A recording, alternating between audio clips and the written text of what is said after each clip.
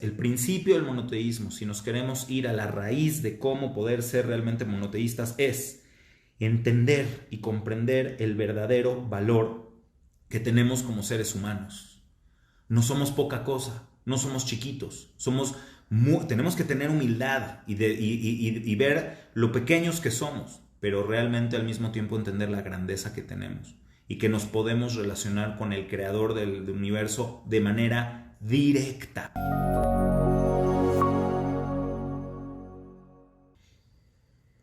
Hola a todas y a todos, buenos días, ¿cómo están? Qué gusto estar con ustedes otra vez esta mañana.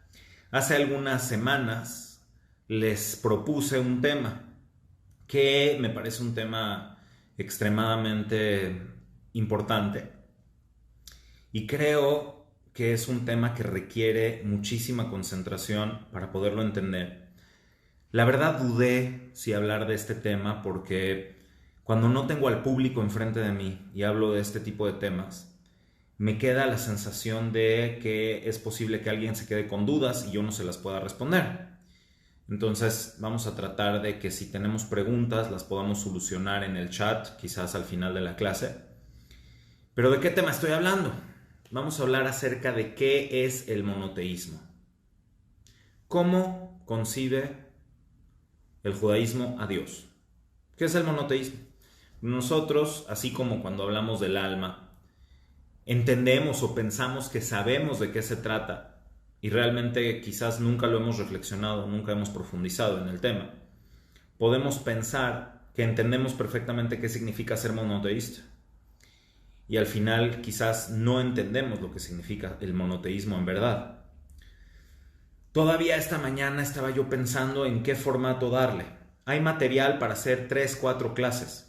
De hecho, he tenido algunas clases con los alumnos más cercanos que hemos estudiado esto en varias clases. Pero creo que el formato digital no es la mejor opción para dividir esto en 3, 4 clases. Y por otro lado me puse a pensar si es que podríamos resumir el tema en una sola clase y lo veo realmente imposible. Por lo tanto, creo que lo que voy a tratar de hacer es poner lo máximo de información en la clase de hoy y ver si es que a partir de las dudas o a partir de las preguntas requerimos una segunda clase para aclaraciones. Pero lo que sí necesito es su concentración y echarle muchas ganas, porque en otras clases a veces hemos echado el tema de una forma un poco más distendida, un poco más amplia, y ahorita sí vamos a hablar a nivel filosófico importante. Entonces vamos a necesitar su concentración y bueno, vamos a ir también avanzando. Por lo tanto, como no tenemos demasiado tiempo, vamos directo al grano. ¿Ok? Les voy a decir primero cuál es mi objetivo para que podamos definir desde el principio a qué queremos llegar, para poder realmente tener un trazado en esta clase. Espero que sea una o dos máximo, para entender cómo visualiza la Torá a Hashem y el monoteísmo, cómo el judaísmo concibe a Dios, sobre todo el concepto de monoteísmo. ¿Ok? Entonces, lo que quiero llegar a explicar es, número uno, el monoteísmo desde el punto de vista histórico. Número dos, el monoteísmo desde el punto de vista teológico, filosófico. Y número 3, el monoteísmo a partir de las conclusiones en la práctica. ¿Ok? Porque no es lo mismo tener una idea monoteísta filosófica sin entender cuáles son las implicaciones de eso en la práctica. Y tampoco podemos hablar de un monoteísmo a nivel filosófico si no entendemos las raíces históricas del tema del monoteísmo. Entonces, lo primero que vamos a ver es las diferencias con respecto a la Torá y a otras corrientes que se dicen monoteístas desde un punto de vista histórico. ¿Okay? Hay que entender de dónde surge el monoteísmo y evidentemente no podemos decir que el monoteísmo surge históricamente, cronológicamente con Abraham Avinu. mucha gente dice que Abraham Avinu es el primer monoteísta. Hay algo en Abraham que es pionero, pero aquí vamos a empezar a entender que no es lo mismo hablar del monoteísmo aritmético a hablar del monoteísmo real, del monoteísmo profundo. Y realmente, si entendemos a Abraham, vamos a poder entender todas las tres partes de lo que queremos hablar hoy o quizás en un par de clases.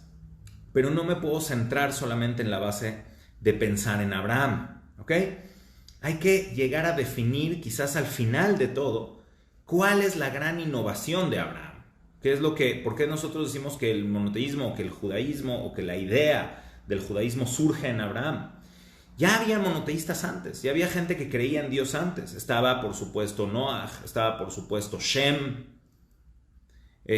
Ni que hablar de las generaciones de antes del diluvio. Estaba, por supuesto, Metushelach, Hanoch, Adán. Evidentemente hubo gente que conocía a Dios antes de Abraham. Pero hay algo que pasa con Abraham que hace una revolución. Y eso lo vamos a terminar entendiendo al final de la clase.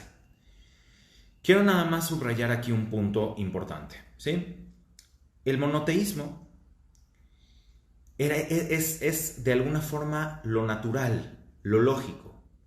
El entender nuestra relación con el cosmos, nuestra relación con el universo, es entender la relación que hay entre los seres finitos, los seres limitados, todos aquellos seres limitados, y su relación con la infinidad, con la infinitud, con lo trascendental.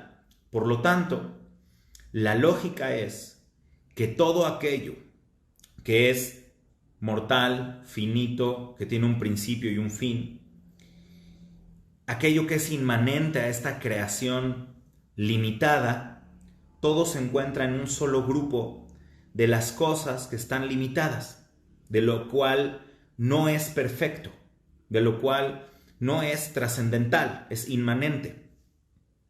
Y aquello que se encuentra más allá de los límites, aquello que se encuentra más allá de lo efímero, más allá de lo finito, más allá de lo mortal, entre lo que es creado, lo que tiene un principio y un fin, y por lo tanto una creación, y aquello que está más allá y que es el ser creador. Entonces aquí hay una lógica bastante sencilla, bastante simple. Aquello o el ser creador es el ser trascendental, único. ¿Por qué? Porque si este ser fue creado y tiene un principio y un fin, entonces también se encuentra dentro de la agrupación o dentro de la agrupación de las cosas que tienen un principio y un fin y que son inmanentes a la creación, no trascendentes, inmanentes. ¿Qué significa inmanente? Que se encuentra contenido dentro de los límites de esta misma creación. ¿Ok? Entonces, por más de que exista un ser poderoso o un ser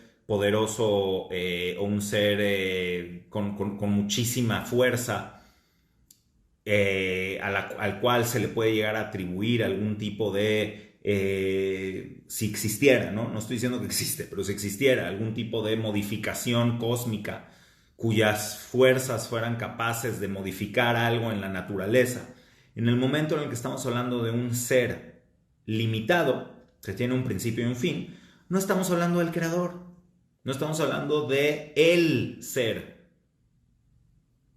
Estamos hablando de un ser creado, que tiene un principio y un fin.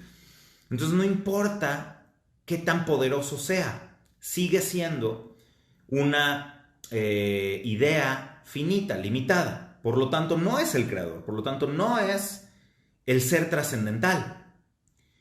Y por ello mismo es lógico que los seres humanos, o sería lógico que los seres humanos, buscáramos concebir o buscáramos entender nuestra relación como seres creados, como seres finitos, dentro del grupo de todos los seres que existimos, dentro de lo inmanente, cómo relacionarnos o cuál es nuestra relación con aquello que se encuentra más allá de este universo físico y relacionarlos con lo trascendental. Es decir, que hay un ser que lo trasciende todo, que no tiene principio, no tiene fin, es el ser, Havaya, la existencia misma. Por eso el nombre de Dios, Yud-Ke, Vav-Ke, como se pronuncia correctamente, representa el ser y la existencia en todos los tiempos. Es, fue y será, y es el ser existente. Pero eso vamos a llegar más adelante. No voy a explicar ahorita el significado del nombre de Dios. En lo que estamos ahorita es en tratar de entender cómo surge el politeísmo. ¿De dónde surge el politeísmo? Máxime, si estamos hablando de que en algún momento Adam Rishon, los primeros seres humanos, Adam, los primeros seres que pudieron, o el primer ser que se considera Adam, ¿sí?, tiene un contacto directo con Dios y tiene un contacto directo con su creador, de manera trascendental, de manera profética. Entonces es muy difícil entender cómo a partir de ahí surge el politeísmo, ¿ok? Entonces vamos a ir a la raíz, a explicar de dónde surge el politeísmo, desde el punto de vista de Maimónides, desde el Rambam. El Rambam explica esto, y es algo que se encuentra en otras fuentes también. Pero el Rambam explica que el politeísmo surge porque en algún momento en la generación de Enosh, ¿cuál es la generación de Enosh? Es Adam, su hijo Shet, y luego su nieto Enosh, es decir, la tercera generación después de Adam. Hubo un argumento filosófico que se basaba en una falsa humildad. ¿Cuál es este argumento filosófico?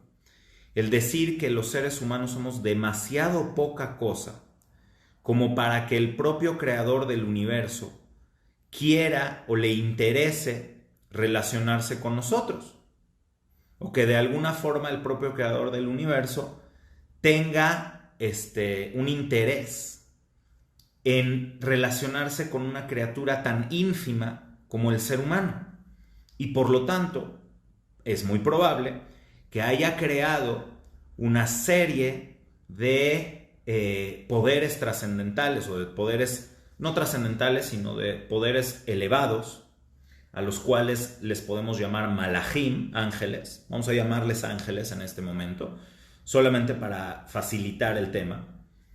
Elim, pequeños dioses. El, en hebreo, significa fuerza, significa poder. Es lo que significa la palabra el. La palabra Elohim, cuando nos referimos a Dios, nos referimos a la fuerza trascendental de la cual provienen todas las fuerzas. ¿Okay? Pero Elim, el, solamente significa fuerza. Entonces, en la generación de Enosh, comenzó el argumento de que es posible que Dios haya creado fuerzas intermediarias entre él y las creaciones para poder relacionarse con ellos de una manera más adecuada, porque ¿cómo Dios va a querer que tengamos una relación directa con él siendo tan pequeños? Ahora bien, ¿de dónde surge emocionalmente, de dónde surge este argumento?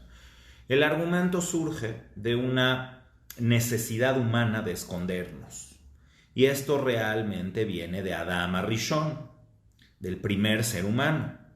Adam Rishon, antes del pecado, antes de comer del fruto de la conciencia sensorial, antes de comer del fruto que no debía de comer en ese momento, Etz Hadat, llega a un desequilibrio mental, espiritual, emocional, ¿ok?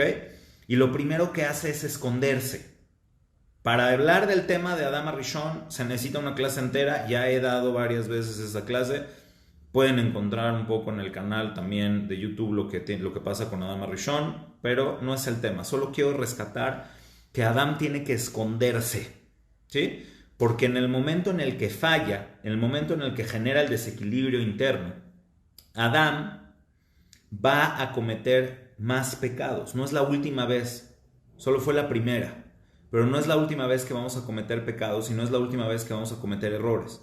Nuestra naturaleza interna ya implica el error, ya implica la falla. Y entonces, el sentirse presente frente al creador del universo todo el tiempo, hace que nosotros no podamos soportar la grandeza del creador y que o nos alineemos por completo de manera robótica a relacionarnos con Dios, anulando por completo nuestra voluntad, de una forma agresiva. Esto lo vamos a ver más adelante cuando hablemos de cómo visualiza el Hasidut el monoteísmo, ¿okay?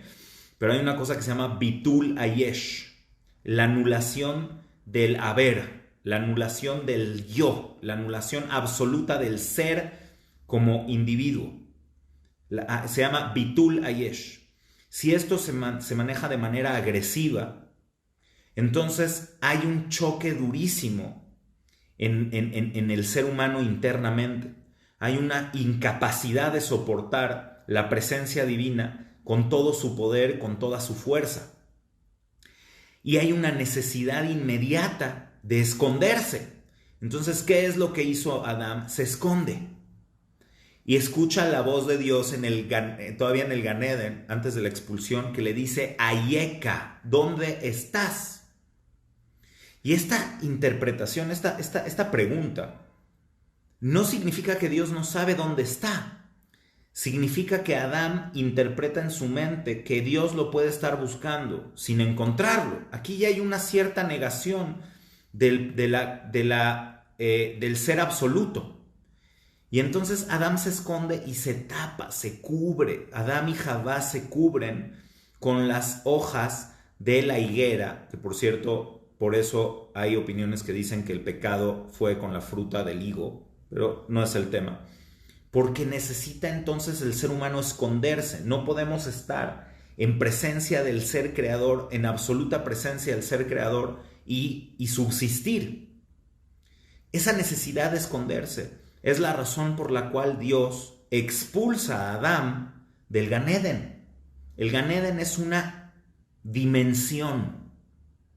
Puede encontrarse en un lugar terrenal, sí, pero realmente es una dimensión de nuestra relación con Dios, de nuestra conciencia. Es una dimensión de ver y de sentir a Dios. En el momento en el que Adán y Javá son expulsados del Gan Eden, realmente esto permite que haya una fluctuación en nuestra relación con Dios. Se degrada la potencia en la cual, o la frecuencia, digamos, en una frecuencia de onda. Se degrada la frecuencia en la cual nosotros percibimos a Dios directamente, para que entonces podamos encontrarnos en un plano existencial donde podamos fluctuar entre nuestras fallas y nuestros aciertos, y en esa fluctuación poder ir afinando nuestra percepción de Dios para poder relacionarnos con Él sanamente y volver a entender su absoluta unicidad, su absoluta unión, nuestra relación directa con Él. Pero entonces esta semilla surge con Adán y Dios le dice a Adán, Bezea tapeja tojalajem, vas a comer pan con el sudor de tu frente, vas a vivir en un mundo de esfuerzo, de trabajo, de dedicación, y vas a tener en ese mundo retos. Ese nahash, ese instinto, ahora va a estar en una lucha contigo todo el tiempo.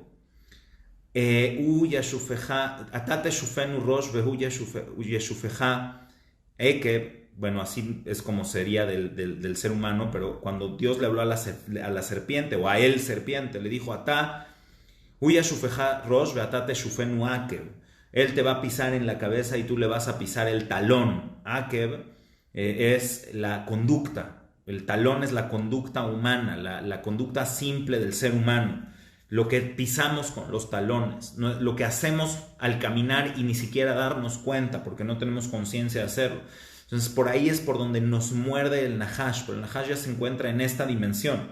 Y aquí en esta dimensión es donde encontramos la lucha entre el bien y el mal, la lucha entre los aciertos y los errores. Esto es muy importante decirlo, es extremadamente importante decirlo, porque es solo en esta dimensión en donde vamos a encontrar la dualidad de moralidad. La dualidad moral se encuentra en este plano, fuera del Gan Eden, ¿ok?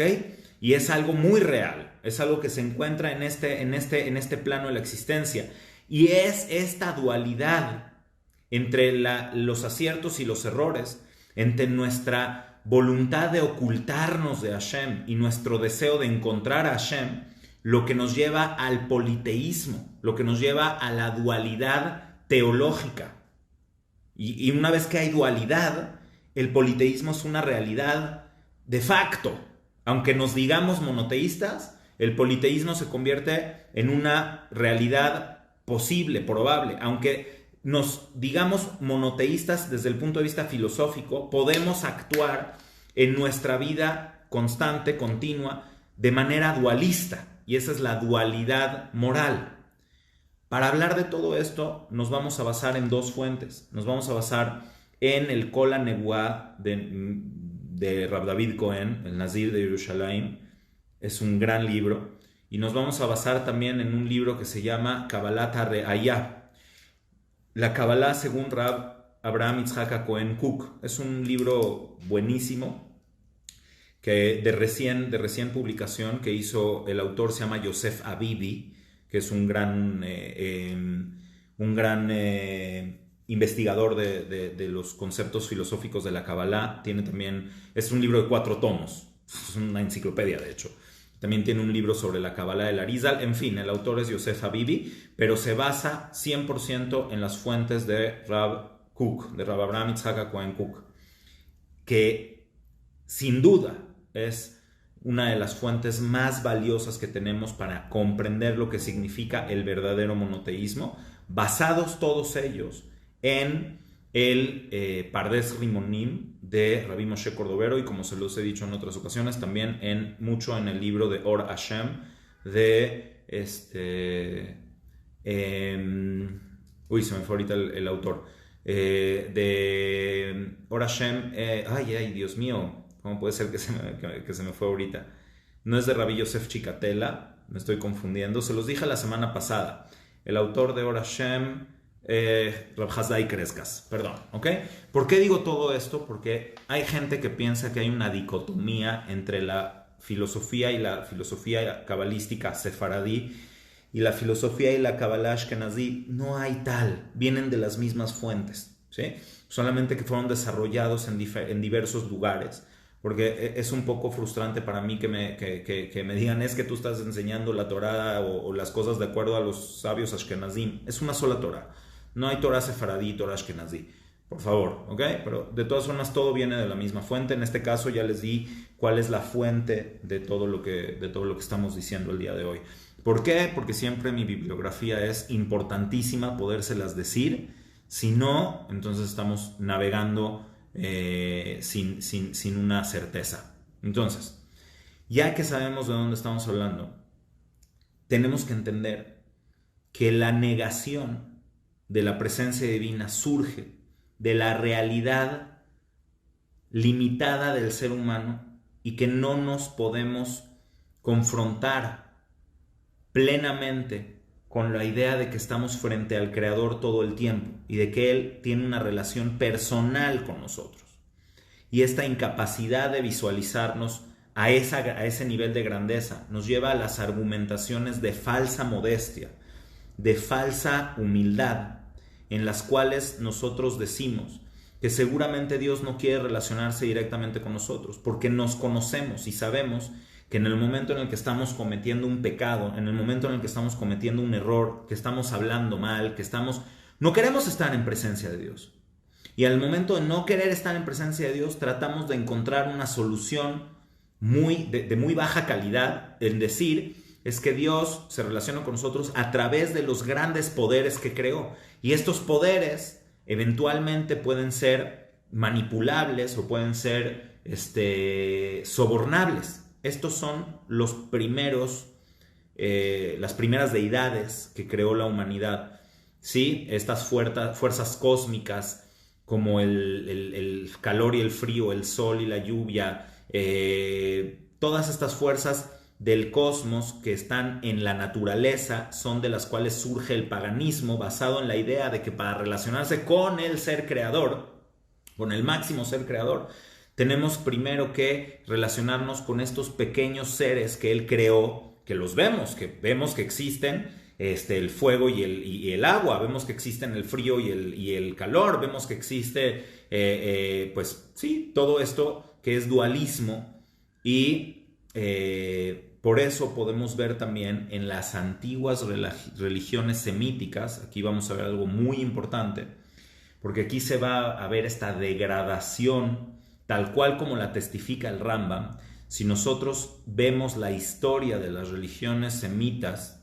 de dónde surgen y cómo se derivan una de otra, nos vamos a dar cuenta que existía, por ejemplo, el nombre de él, del poder, del Dios, del poder máximo, como una visión de un Dios supremo, también visto, por ejemplo, como Marduk en la religión babilonia. Y en general hay muchos, no quiero ahorita explayar en esto, pero en las religiones antiguas vamos a encontrar a este Dios supremo, todopoderoso, que tiene una familia de dioses inferiores, ¿sí? Muchas veces esta familia, como en la mitología también egipcia o fenicia, tiene que ver con relaciones de esta deidad suprema con otras deidades inferiores que tienen hijos y tienen semidioses y todo, y también los griegos lo ven de esta forma. Entonces vemos que hay una tradición en la humanidad que testifica esta degradación, que en algún momento se concebía al creador, el ser trascendental, como el ser, el único Dios, y después esto se fue degradando de tal manera que los seres humanos podamos escondernos en las hojas de la higuera, ¿sí? Entonces ahí es cuando se empieza a generar el politeísmo pagano, paganismo, es decir, el culto a la naturaleza, el culto a las fuerzas de la naturaleza, y hasta que terminamos adorando al toro y a la vaca y al conejo y al perro y a todos los animales que podrían haber representado algún tipo de poder natural, ¿ok? Entonces, esto es muy importante porque históricamente vemos cómo la humanidad, lo lógico en la humanidad es entender esta simple idea de que lo que es finito, lo que es mortal, lo que es limitado, no es el ser creador. Punto. Es lógico, es sencillo. Y de hecho, no se necesita ser un gran filósofo para esto. El problema es lo que viene en el plano de Adán una vez que fue expulsado del Gan Eden. Una vez que Adán fue expulsado en el Gan Eden y en ese plano nos encontramos todos, nos vamos a encontrar con una vorágine, con una tempestad, un huracán de pasiones, sentimientos, voluntades, deseos, miedos, que nos van a hacer fluctuar en toda esta realidad en la que nos encontramos. Y en esta realidad tenemos esta oportunidad, esta capacidad, como lo dije cuando hablé del alma, de fragmentar el conocimiento a través del ruaj, a través del pensamiento, ¿sí? Si no vieron esa clase, véanla, por favor. Y en esa oportunidad, en esa situación en la cual nosotros podemos ver las cosas, podemos ver cómo se separan, cuáles son las diferencias entre ellas, pero también podemos ver cómo se unen. Y ahí vamos a poder trabajar en una vida de 120 años individualmente y en una vida de 120 Yovelim, que es los 6,000 años de la creación, como colectividad, para poder recuperar la fuerza y la capacidad de presentarnos delante del Creador ante su absoluta unicidad. ¿Ok? Pero aquí, ya que nos encontramos en este plano de la realidad, ahora que ya entendimos históricamente de dónde surge la idea politeísta, que viene del dualismo o de la dualidad que existe en nuestro plano de la existencia, el bien y el mal, el fuego, el calor, el sol, la luna, la dualidad, ¿sí?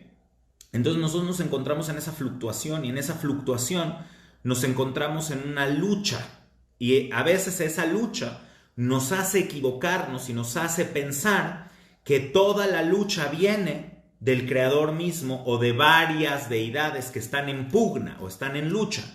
Y por eso terminamos en una idea, en un dualismo moral o en un dualismo teológico. Aunque digamos que creamos en un solo Dios. Y eso es lo más importante de desarrollar el día de hoy. Estoy haciendo mi máximo esfuerzo por tratar de meter todo lo que puedo de información. Solamente entiendan que estoy limitando mi boca, porque aquí me podría meter horas en explicar esto. Pero vamos a la siguiente parte. Espero que se haya entendido hasta acá para poder ir a la siguiente parte. Ya que nos encontramos en el momento del dualismo, entonces nos vamos a encontrar también en una lucha de poderes, en la cual algunas personas utilizaron el poder o la fuerza de las distintas deidades para utilizarlas como un método de manipulación de los seres inferiores, ¿sí? Esto, por ejemplo, puede ser una explicación clara de a qué se refiere la Torá con los nefilim, ¿sí? Los nefilim, que mucha gente cree que son los ángeles caídos, que bla, bla, bla. Ok, hay interpretaciones al respecto. Lo que realmente significa nefilim son los hijos de los poderosos. Nefilim son los grandes poderes. Y puede tener cierta relación con esta idea politeísta de que hay varias deidades y entonces hay gente que tiene más poder que otros también.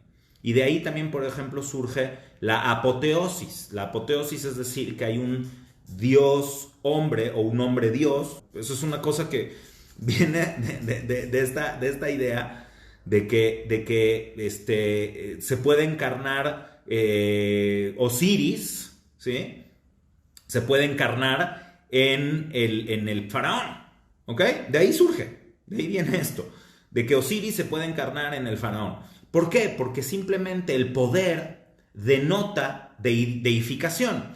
En este mundo, en este plano, donde solamente existe la lucha de poderes y donde es evidente que hay pugnas entre los poderes. Si yo poseo gran poder, gran riqueza, si soy el rey de Egipto, entonces de ahí viene la apoteosis, de decir yo soy un poder, un gran poder, así como existen los poderes de las pequeñas deidades que también son inmanentes, porque no son trascendentes, están relacionadas a este mundo. Entonces, ¿por qué Isis, Osiris o Baal o Marduk o quien sea es más que Nimrod? ¿O es más que el faraón? ¿Porque vive más años? Igual muere. No importa que haya un Dios inmanente que puede vivir 50 millones de años. Es un Dios inmanente y tiene un principio y un fin. Esa deidad inmanente no es todopoderosa. Y en este momento el faraón tiene más poder que esa deidad. Y peor aún cuando se asociaban estas deidades como Osiris con el faraón, porque entonces decía el faraón que es la encarnación de Osiris, ¿sí? Por poner un ejemplo.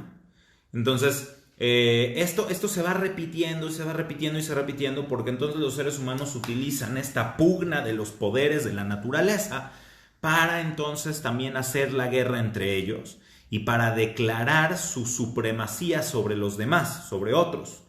Esto históricamente es a lo cual nosotros le llamamos idolatría, pero a un nivel filosófico, la idolatría se encuentra antes de esto.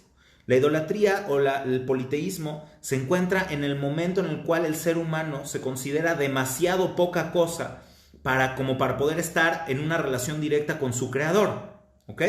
Y es entonces cuando buscamos ocultarnos, escondernos, lo que les expliqué de Adán.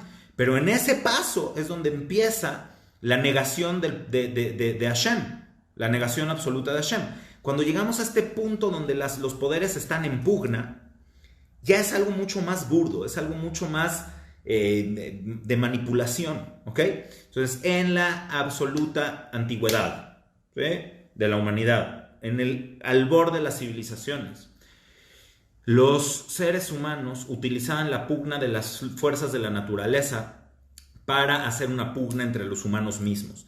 Y los dueños del poder se identificaban con las fuerzas del poder de la naturaleza para encarnar estas fuerzas y deificarse, apoteosis. ¿Sale?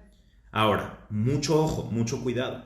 Esta forma de ver la vida llevó a una corrupción terrible.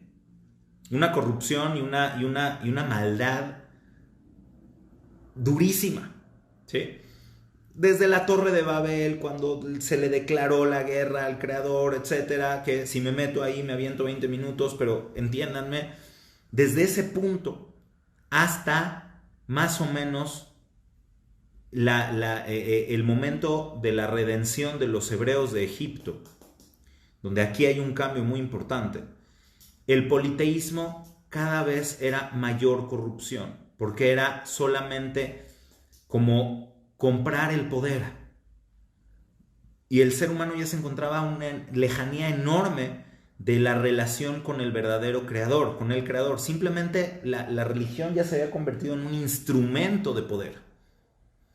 Y eso sigue hasta hoy en día. La religión o la necesidad de espiritualidad, como les dije en la clase de Nefesh, es una necesidad tan grande del ser humano que, como cualquier otra necesidad, nos hace vulnerables.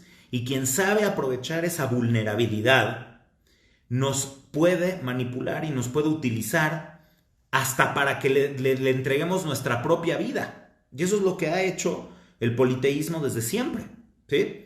Manipular a las masas para darles un alimento a su inanición de espiritualidad por la necesidad del nefesh, y entonces crear destrucción, crear muerte, crear todo lo malo que ha habido. ¿Ok? Ahora bien, en el momento en el que el pueblo de Israel sale de Mitzrayim, lo que hay es una manifestación de que la humanidad puede, y esto no surge ahí, surge desde Abraham. ¿Ok? Creo que no me va a alcanzar el tiempo. Shema Israel. Era demasiado pretencioso pensar que en una clase iba a poder todo esto. ¿Ok? Bueno, mala noticia, hoy no terminamos. Buena noticia, si lo quieren ver así, vamos a tener segunda parte. O no sé cuál es la mala noticia. Ok, no importa. Pero sí, ya me di cuenta que hoy no nos alcanza el tiempo. Pero en esta parte, donde sale el pueblo de Israel de Egipto, es donde hay una declaración de la humanidad a través de Israel, de que el ser humano sí se puede relacionar directamente con Dios. De que el ser humano sí se puede relacionar directamente con el Creador, incluso en la situación en la que nos encontramos. Pero para eso tiene que haber una regulación, de tal manera que este universo pueda ser funcional, que pueda ser un tikkun, que pueda ser un binyan, una construcción, y no un kilkul, no un caos, que es lo que había sido hasta ese momento. Eso surge con Abraham Avinu. Eso es lo que surge con Abraham Avinu. No quiere decir que antes no, pero a partir de la generación de Enosh se empezó a fortalecer la narrativa de que nosotros no tenemos la capacidad de relacionarnos con Dios.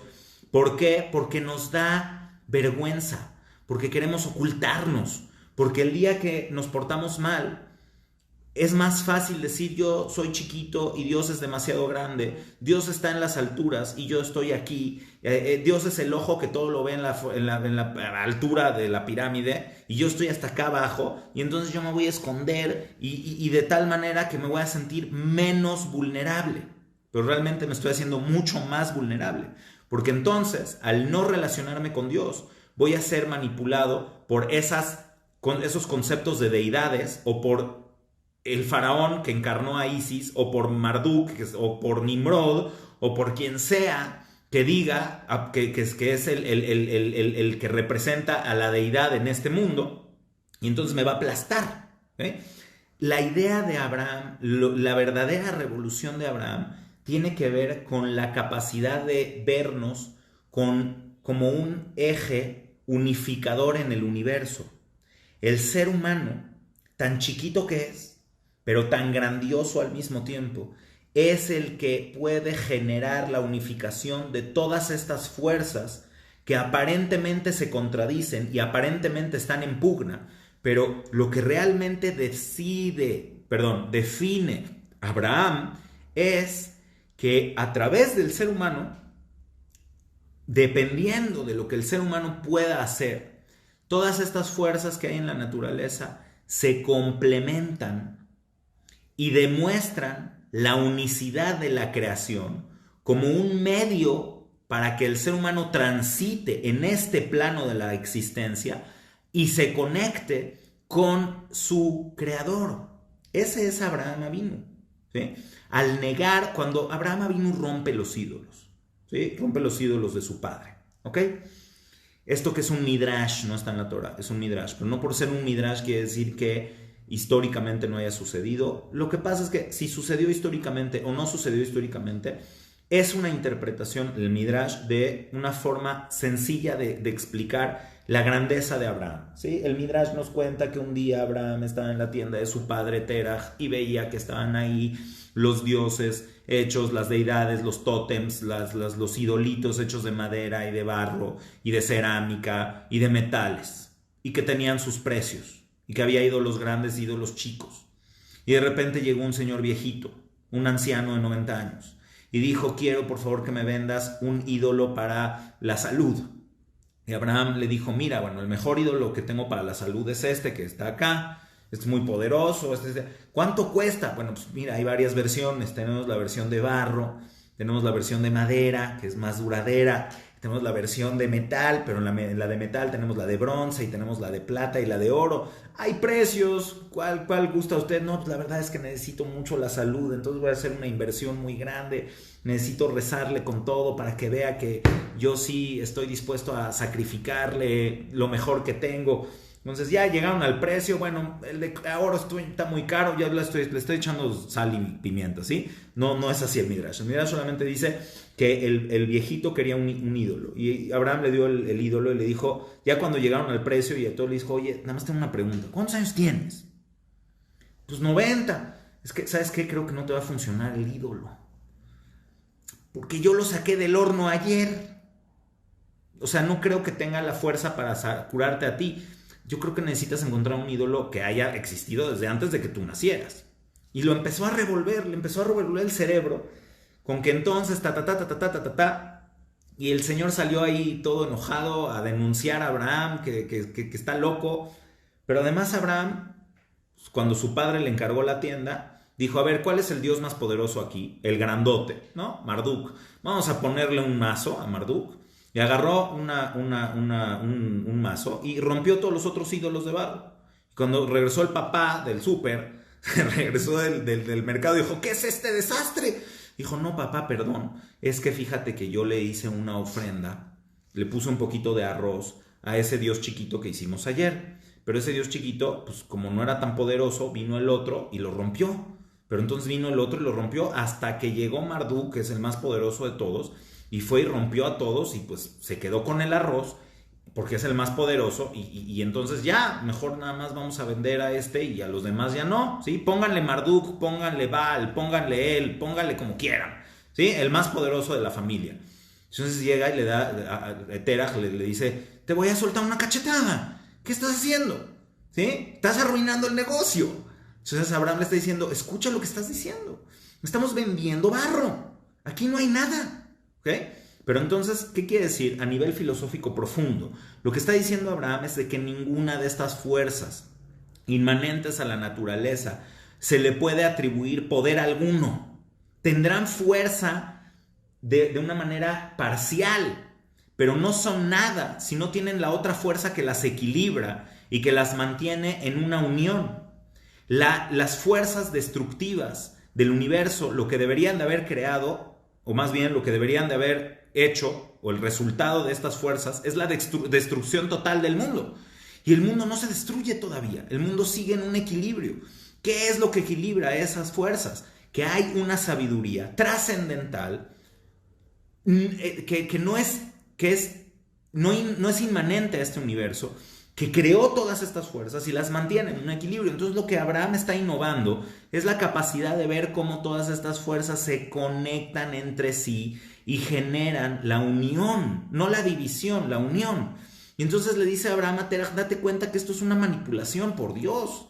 Ahora, ¿cómo se pudo dar cuenta Abraham de todo esto? Porque Abraham vivió fuera de este contexto durante sus primeros años de vida. Entonces no estuvo manipulado, su mente no estuvo manipulado en el principio. Por las razones que sean, se dice que Abraham, cualquier similitud con la caverna de Platón es mera coincidencia, o a lo mejor no es mera coincidencia, pero no importa. Simplemente Abraham no estaba en la ciudad, su madre fue sospechosa de haber cometido adulterio y entonces tuvo que darlo a luz en una cueva, y en esa cueva estuvo sus primeros 3 años de vida y pensó que el mundo era la cueva, y ahí cuando salió del mundo, de la cueva, y vio el mundo, entonces libre de todos los prejuicios, de toda la educación o la no educación, de todo el adoctrinamiento, entonces fue cuando pudo pensar libremente y ver cómo todo esto en lo que el mundo estaba metido desde la generación de Enosh es una farsa. Entonces lo que él está diciendo no es de que Dios es uno, no es eso. Eso es teología aritmética y no es nada profundo. Es algo que cualquier persona con 2 centímetros de cerebro puede darse cuenta. Lo que está diciendo es que hay una unificación en el universo que hace que todo esté en un absoluto equilibrio. Y en este equilibrio el ser humano tiene una relación directa y muy especial con el Creador. ¿Por qué llega a esta conclusión? ¿Por qué llega a esta idea tan profunda? Porque se da cuenta que la inteligencia o que la exteligencia del universo puede ser inteligible solo por el ser humano. Entonces se da cuenta que el intelecto humano, con sus emociones, con sus ideas, con sus fuerzas internas, es tan poderoso que sí puede relacionarse con la inteligencia o con la exteligencia. Entonces, no se puede quedar el ser humano como un ser chiquito que se niegue a sí mismo, que niegue su importancia, que niegue su relevancia y su capacidad. Al contrario, tiene que asumir su importancia, su grandeza, pero es entonces donde viene la responsabilidad. Ojo, Abraham no fue el único que se dio cuenta de todo esto. Antes de Abraham estuvo Noaj, antes de Noaj estuvo Shem, antes de Shem y de Noaj estuvo Lemech, antes también estuvo uno de los más grandes tzadikim, de las almas más elevadas de la historia, estuvo Enosh. Y todos ellos entendieron todo esto que les dije que entendió Abraham. Pero Abraham hizo una diferencia, que es, ok, ya entendí, ¿ahora qué hago? ¿Cuál es mi responsabilidad con respecto a esto? Pues que Dios arregle su mundo. ¿Yo qué? Yo necesito cosechar mi trigo para hacer mi pan, vivir un día más y morir dignamente. No, el ser humano es mucho más que eso. Y Abraham entendió que él tenía una responsabilidad.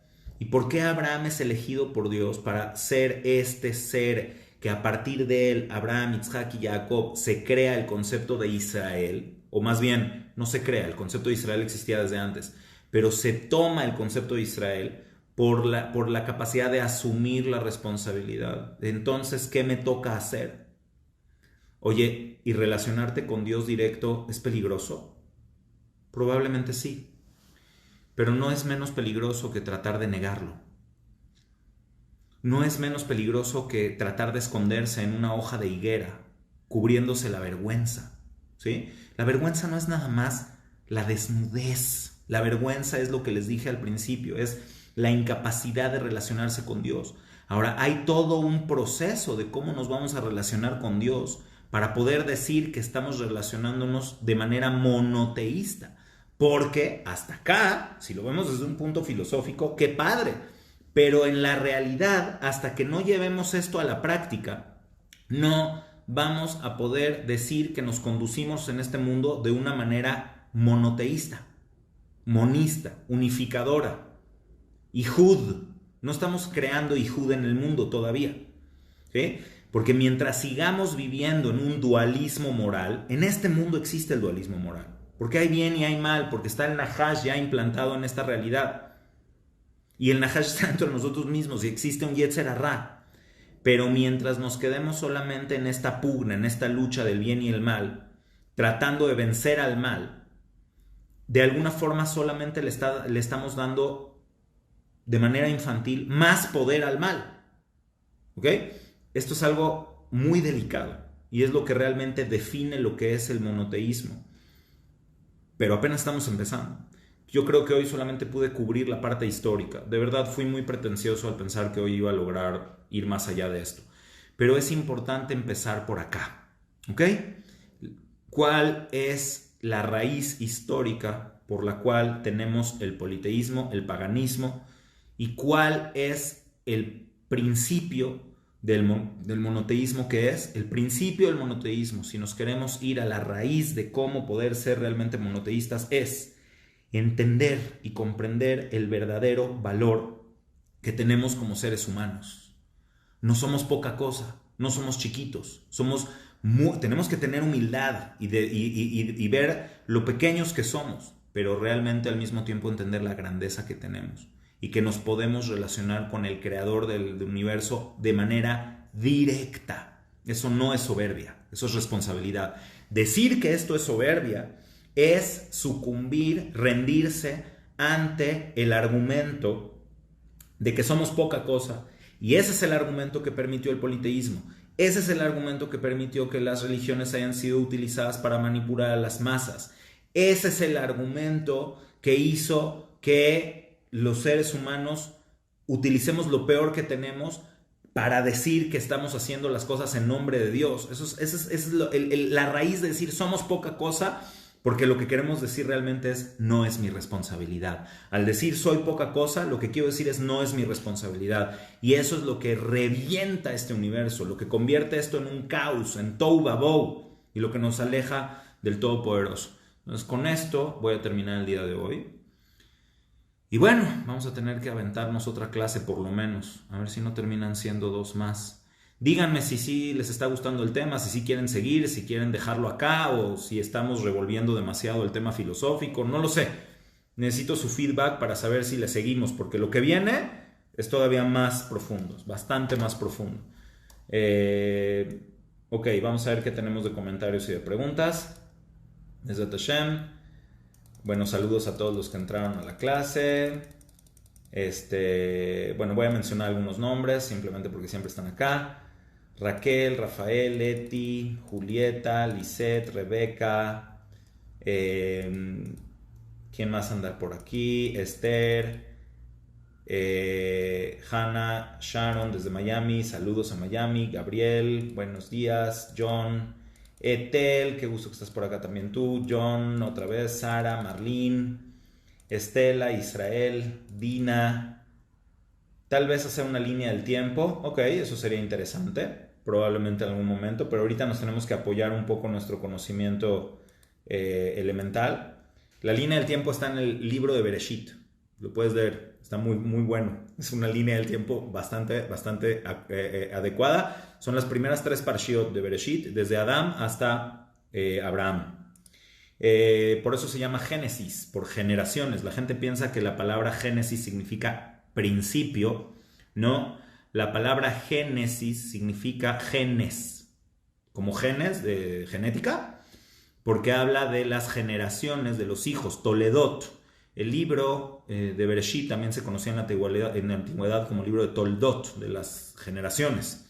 Entonces, en el griego, cuando se tradujo la Torá al griego, se le puso Génesis por el libro de Toldot, y después la palabra Génesis tomó la acepción de inicio o de principio, porque es el principio, Bereshit, con el cual empieza el universo, y como el libro de Génesis habla del principio del universo, la palabra Génesis tomó la connotación de principio, aunque realmente viene de generaciones. A ver, Leonardo desde Cuernavaca, gracias. Vicky, hola. Alberto, gracias. Muchas gracias. Pues intento ser claro. Interesante es porque es Torah. Claro es lo que intento hacer, si Dios quiere. Leonardo, creo desde Argentina, España, no sé. Israel, Argentina, España. Saludos. Rafael, híjole, qué tristeza por vergüenza y no ser responsables. Preferimos irnos con las obras de Akadosh Baruj Hu que con el mismo creador. Nuevamente la falta de responsabilidad. Luego estamos en un plano de tohu vabohu. Sí, es exactamente a lo que nos referíamos, Rafael. Vale la pena profundizar, Rab, muchas gracias. Pues vamos a seguirle. Los espero. Julieta, muy buena, gracias. La segunda parte, vamos a tenerla. Manuel Politi, gracias. Hola, qué gusto saludarte.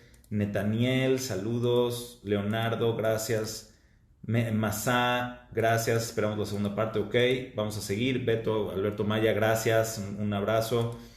Julieta, somos malabaristas buscando el equilibrio entre las fuerzas contrarias y la perfección de la creación del mundo es que haya contrarios porque para apreciar el bien tiene que existir el mal. Por ejemplo, igual que la luz, la oscuridad y todos los demás. Ok, vamos a hablar un poco de eso después. Gracias, Alberto, Rafael. Las acciones responsables serían decisiones con amor, obviamente con sus restricciones, es decir, con la idea de unificar sin perder nuestra autenticidad. Aguas, ahí vamos ahí está bonito lo que dices, pero hay algo que hay que tener mucho cuidado con esa afirmación. Te lo recuerdo la siguiente, ¿ok? Porque sí, el amor también puede ser un tema que nos desvirtúe. ¿Ok? Gracias de nuevo a todos. Gracias, Masá. Carla, ok, primero Dios, entonces le vamos a dar a la que sigue. La gran mayoría sí opina que hay que seguirle. Ok, bueno, entonces pues vamos a tratar de seguir. ¿Cómo? Dice Pepe, ¿cómo se puede refutar que el Salmo 82 no defiende el politeísmo? No sé a qué te refieres, lo voy a buscar y voy a ver de nuevo. No es más, porque, ¿dónde dejé mi sidur? Tenía aquí me lo llevé al cal para rezar mi teilim que tenía aquí en la mano. No me sé de memoria el 82.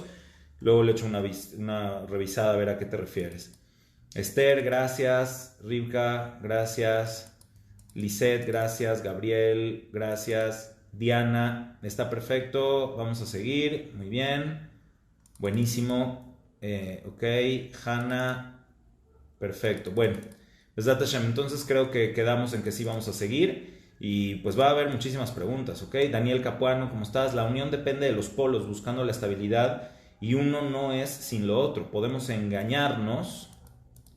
Podemos engañarnos y manejarnos de un lado o del otro, pero eso no, es que están entrando más mensajes, no complementa, solo pretende y puede engañar. Sí, es interesante lo que dices. Vamos a ver que el concepto más importante del judaísmo es el concepto de Ijud, unicidad, unificación. Y ese es el verdadero trabajo del monoteísta. El trabajo del monoteísta no es vencer el mal, es integrar el mal, de tal manera que se convierta en algo funcional y positivo. ¿Sí? No estamos en una lucha para vencer, estamos en una lucha para integrar. Ijud. Eso es lo que debe de hacer Am Israel. ¿Ok? A pesar de que a veces la lucha es una lucha a vencer o ser vencido, como cuando Jacob luchó con el ángel, pero les digo que necesito otra clase para hablarles de todo esto. Ok, ¿cuándo voy a seguir con el tema? Ok, excelente pregunta. Siguiente martes, misma hora, siguiente martes. Ok, y para la gente que nos está viendo en YouTube, pues la semana siguiente, normalmente publicamos la clase del martes, la publicamos el mismo martes, pero a veces nos tarda para publicarse al miércoles, hay que estar atentos y bueno. Entonces le vamos a poner a la serie El verdadero monoteísmo. ¿Ok? ¿Qué es el monoteísmo? ¿Cómo concebimos a Dios? Así le vamos a poner a la serie y pues ojalá que la gente que lo pueda aprovechar pues lo aproveche. No pretendo que todo se entienda, no pretendo que todo sea absolutamente claro porque son años de estudio para poder entrar al tema, pero sí por lo menos romper con los mitos más comunes de lo que es el monoteísmo. Entonces para la próxima ya vimos el tema histórico. Entonces yo creo que para la próxima tenemos que verlo desde un punto de vista filosófico. Les voy a hablar de la diferencia entre Abraham y Zaratustra. Vamos a hablar de eso, vamos a ver un poco acerca del tema de las religiones monodualistas. ¿Okay? Las religiones que se dicen monoteístas, pero fallan en el dualismo moral y se terminan convirtiendo en un dualismo teológico. La primera de ellas, el zoroastrismo. ¿Ok? Entonces vamos a hablar un poco de esto en la próxima clase. Vamos a ver el tema de la filosofía y cómo, también es muy importante, el último tema del tema histórico es cómo hubo gente que se dio cuenta de que el politeísmo era muy bueno para manipular a las masas y para generar lucha y pugna y poder. Pero hubo alguien que se dio cuenta que el monoteísmo, no el monoteísmo real, sino el monoteísmo de acumulación del poder, era mucho más bueno para manipular a las masas. ¿Ok? Vamos a hablar un poco de esto también. Vamos a hablar de Constantino, pero bueno, eso nos toca a la que sigue. Es decir, que el uso de la religión para manipular se genera en el politeísmo, pero después se utiliza con mucho mayor fuerza en este supuesto monoteísmo que solamente ve la parte del poder y no la parte de la integración. Lo explico bien la próxima. Ok, Bezrat Hashem. Pues bueno, son las 12:35. ¿Qué días estamos live? Pues estamos live los martes a esta hora, como nos estás viendo ahorita, Hanna. Estamos en vivo. Los miércoles tengo otra clase que hablamos sobre otros temas, que ahorita estamos hablando sobre la verdad y la mentira. Los miércoles es por Zoom a las 10:30 de la mañana. Y eventualmente también hacemos lives en YouTube con preguntas y respuestas y cosas así, pero eso las vamos anunciando. ¿Ok? Entonces el próximo martes, si quieres estar live con nosotros, Hanna, el próximo martes vamos a estar a las 11:30 de la mañana en Facebook Live. ¿Ok? Bueno, pues muchísimas gracias a todos. Que Dios les mande verajá, que tengamos tranquilidad. Ok, lo que preguntas, Estela, va a quedar claro en la siguiente clase. ¿Ok? Lo que preguntas con las otras tradiciones que reclaman o que dicen ser monoteístas, pero realmente no lo son, lo vamos a explicar de una manera muy respetuosa la próxima vez. Ok, gracias, Galberto, gracias. Las joyas son de la Torá, yo intento transmitirlas nada más, y gracias a ustedes por permitirse aprender y por permitirse cuestionarse, por permitirse ver las cosas a un nivel más profundo y crecer. ¿Ok? Bueno, ¿alguna otra pregunta que haya quedado antes de cerrar la transmisión? Por aquí, ¿alguna otra preguntilla que quedó para cerrar la transmisión? Ok, bueno, entonces creo que estamos listos. Les agradezco con todo mi corazón por acompañarme este día. Los espero la próxima. Vamos a ponerle el título a la serie de las clases. Y pues ni modo, voy a tener que ser más realista. No se puede meter esto en una sola clase. Gracias por todo, que estén muy bien, cuídense. Berajá, beatzlajá, y nos vemos la próxima. Bye bye.